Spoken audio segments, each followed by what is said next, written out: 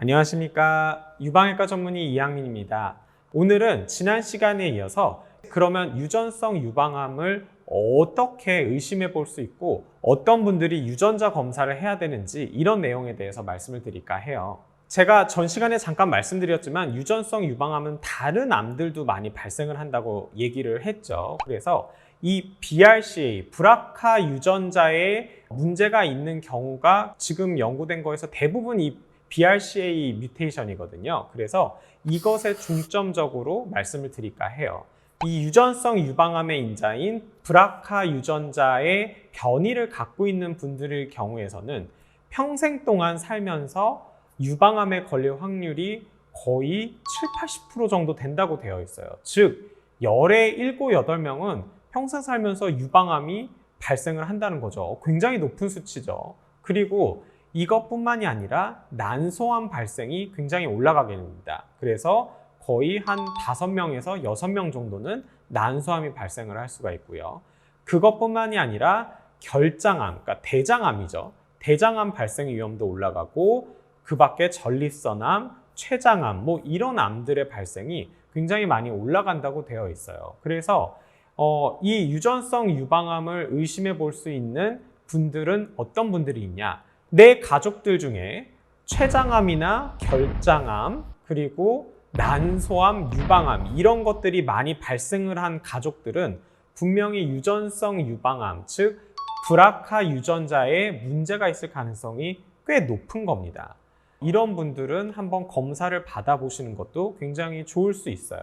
그러면 어떤 분들이 유전성 유방암을 나 유전성 유방암 아니야? 그렇게 의심을 해보고 그 유전자 검사를 해야 되냐? 그거는 이미 다 나와 있습니다. 일단 40세 이전에 유방암이 있으신 분들은 다 적응증이 될 수가 있어요. 원래는 30세 이전이었는데 요즘 한 몇 년 전부터 조금 그게 40세 이전으로 바뀌었습니다. 특히 20대, 30대이신 분들은 꼭 한번 확인하시는 게 필요해요. 그래서 40세 이전의 여성에서 유방암이 발생했다 그러면 BRCA 유전자 변이가 있을 가능성이 거의 15% 가까이 된다고 되어 있어요. 그리고 여기에 가족력까지 있다? 그러면 이게 40%까지 올라갑니다. 그리고 심지어는 가족력에다가 유방암이 양측에 있다. 아니면은 한쪽에 있었는데 반대편에도 또 생겼다. 이런 식인 경우에서는 거의 45% 가까이 BRCA 유전자 변이가 있는 걸로 나와 있어요. 그러니까 젊은 여성분들에서 가족력이 있고 심지어는 양측성인 경우에서는 BRCA 유전자 변이를 강력하게 의심을 해보고 유전자 검사를 해봐야 됩니다.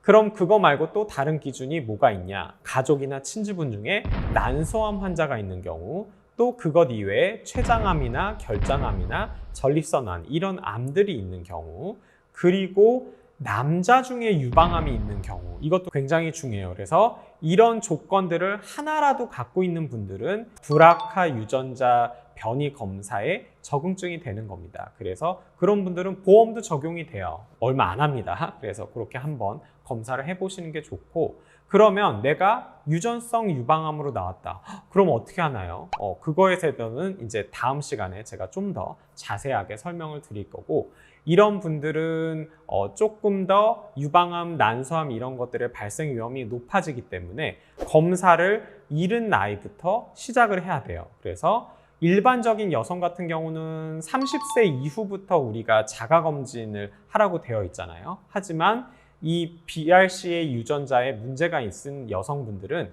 만 18살 때부터 자가검진을 꼭 하라고 되어 있고 25살 이후부터는 반드시 1년에 한두 번 정도는 전문의의 진찰 또는 검사를 받아보라고 되어 있으면서 35세가 넘어가면 유방 촬영과 MRI를 통한 검진을 매년 하라고 되어 있습니다. 그 정도로 조금 잘 보셔야 돼요.